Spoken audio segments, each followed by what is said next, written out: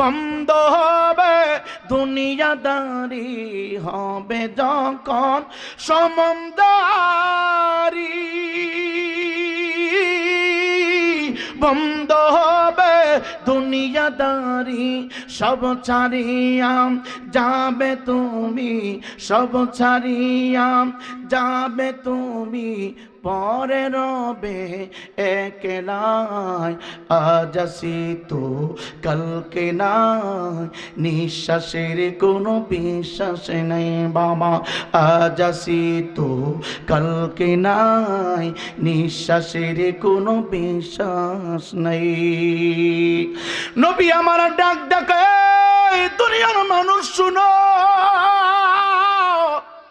আমি নবী ইচ্ছা করলে সকাল বেলার নাস্তা জান্নাত থেকে খাবার খাইতে পারতাম, আমি নবী ইচ্ছা করলে দুপুর বেলা জান্নাতি খাবার খাইতে পারতাম, আমি নবী যদি ইচ্ছা করতাম রাত্রে ডিনার আমি জান্নাত থেকে খাবার খাইতে পারতাম, আমি যদি ইচ্ছা করতাম রে গোটা আরব দেশের ভিতরে কোটি কোটি কোটি কোটি তলা বিল্ডিং আমি নবী বানাইতে পারতাম, আমি বিল্ডিং বানাই নাই, জান্নাত থেকে খাবার খাই নাই, এক বেলা খাবার খেয়েছি, দুই বেলা উপবাস থাকিয়া আমি 24টা ঘন্টা উম্মতি উম্মতি বলে কেঁদেছি, উম্মতের মায়ায় আমি কেঁদেছি, কারণ আমি দনিত হইতে আসি নাই, আমি রং তামাশা করার জন্য আসি নাই, আমি এসেছি মানুষকে পথ দেখানোর জন্য, আমি এসেছি মানুষকে সঠিক রাস্তা বোঝানোর জন্য, আমি এসেছি আল্লাহকে চিনানোর জন্য।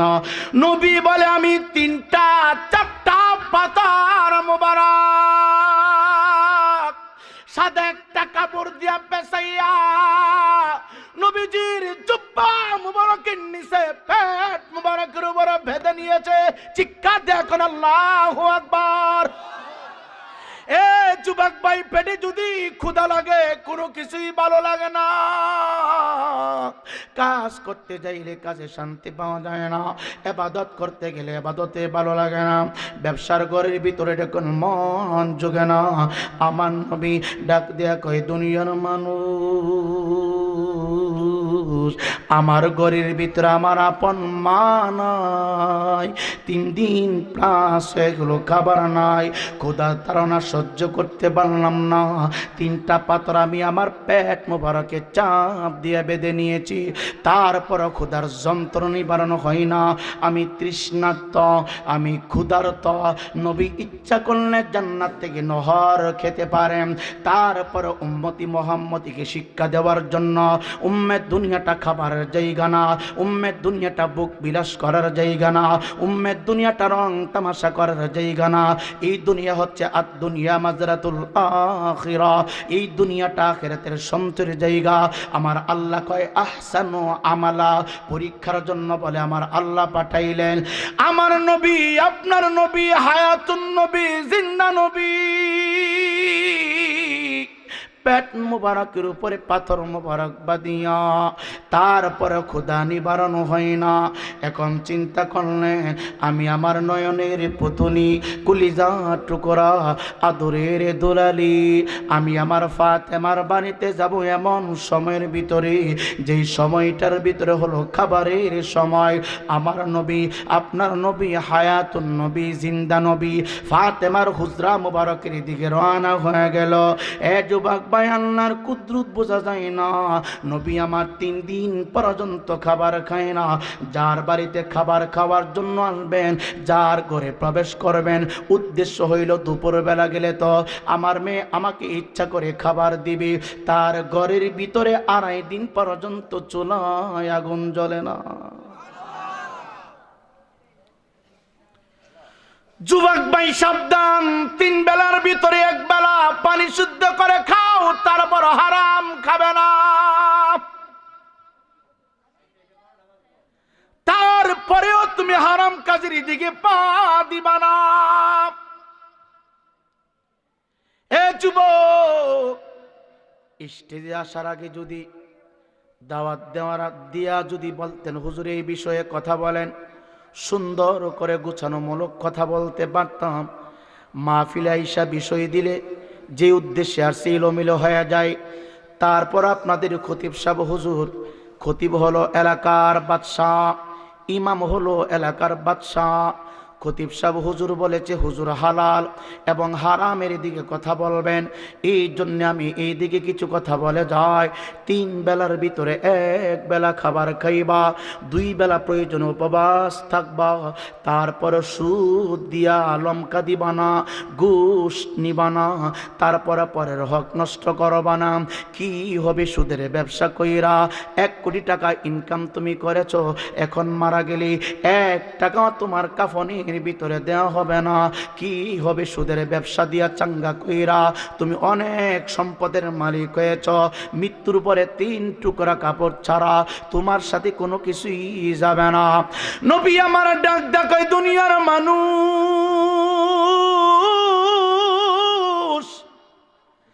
আমি আমার নুরানি কদম মুবারক দিয়া ফাতেমার বাড়ির দিকে হাঁটতে শুরু করলাম। 1 কদম, 2 কদম, 3 কদম, 4 কদম দিতে দিতে এক পর্যায়ে ফাতেমাতুজ জোহরা রাদিয়াল্লাহু তাআলা আনহা হুজরা মুবারকের সামনে হাজির হয়ে গেলাম। ইমামদার মুসলমান যুবক কেমনে বুঝাবো, কোন ভাষা দিয়ে বুঝাবো, কোন কথা বললে আপনার দিল নরম হবে, কোন ওয়াজ করলে আপনার দিল পরিবর্তন হবে, মেমোরি চেঞ্জ হয়ে যাবে, আখিরাতের জন্য পাগল পারা হয়ে যাইবেন। ওই জ্ঞান বুঝি এখন আমি অর্জন করতে পারে নাই।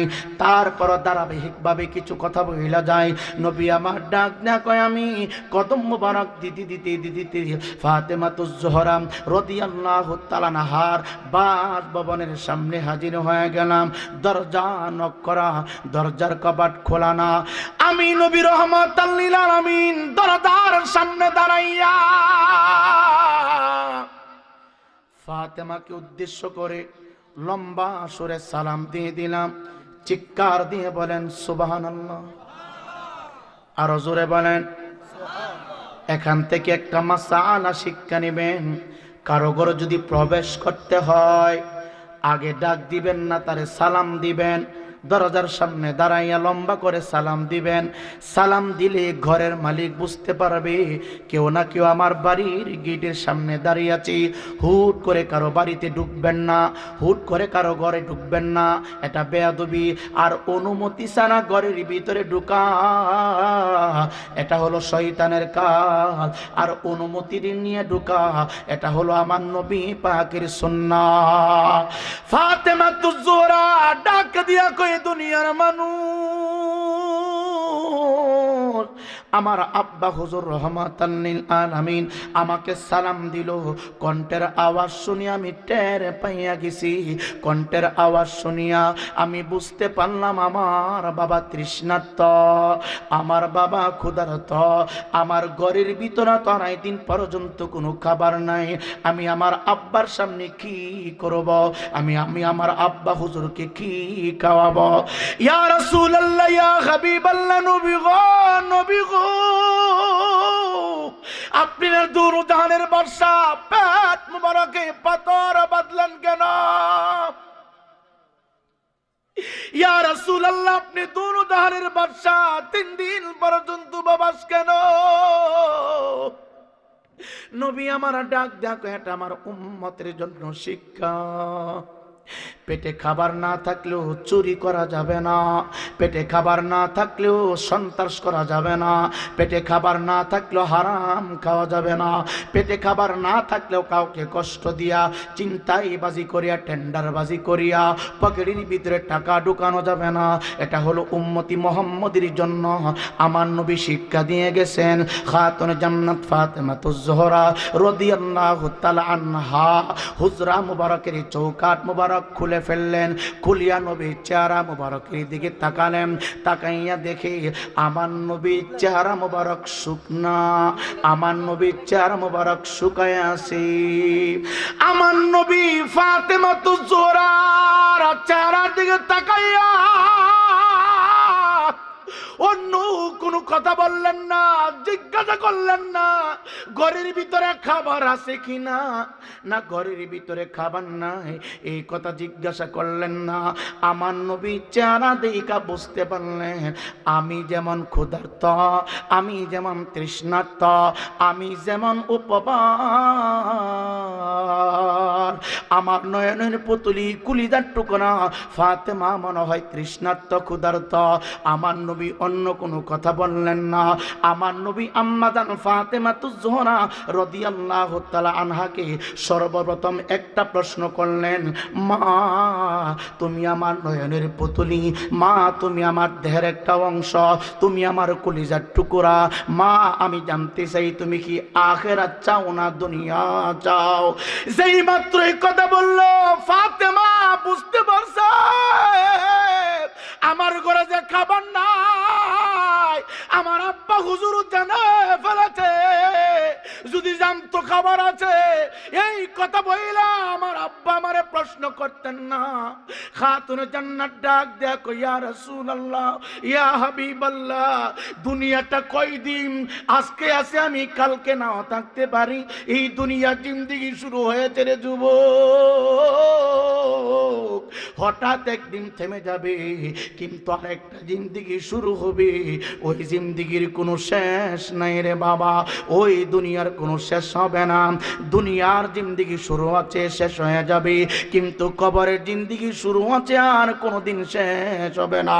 খাতুনে জান্নাত ফাতেমাতুজ জোহরা ডাক দেখো, ইয়া রাসূলুল্লাহ, ইয়া হাবিবাল্লাহ, নবী গো আমি ক্ষণস্থায়ী জিন্দেগির বুক বিলাস চাই না, আমি আনন্দ উল্লাস চাই না, আমি স্থায়ী দেশের বাসিন্দা হতে চাই, আমি আখিরাতের বুক বিলাস চাই, আমি দুনিয়া চাই না, আমি আখিরাত চাই। তখনই আমার আল্লাহ জিবরাইলকে পাঠায় দিলেন, জিবরাইল যা, আমার ফাতেমার জন্য আমি বাজেট করে দিয়েছি, যা জিবরাইল যা, আমার হাবিবুল্লাহকে গিয়া বল আমার ফাতেমাকে যেন কথা বইলা খুশি করে দে। কি খুশি করবে? নবী মুস্তাফা বলে, ফাতেমা দুনিয়া চাও নাকি আখিরাত চাও? তুমি কি দুনিয়ার শান্তি চাও নাকি আখিরাতে শান্তি চাও? দুনিয়ার বুক বিলাস চাও নাকি জান্নাতের বুক বিলাস চাও? ফাতেমা ডাক দেখ, আমি দুনিয়া চাই না, আমি আখিরাত চাই, আমি দুনিয়ার বুক বিলাস চাই না, বাবার উম্মত উম্মিতার খাদিম হতে চাই। সাথে সাথে আমার নবী ডাক দিয়া কয়, ফাতেমা তুমি সাইয়্যিদাতুন নিসা আলিল জান্নাহ। চিৎকার দেখুন, আল্লাহু আকবার।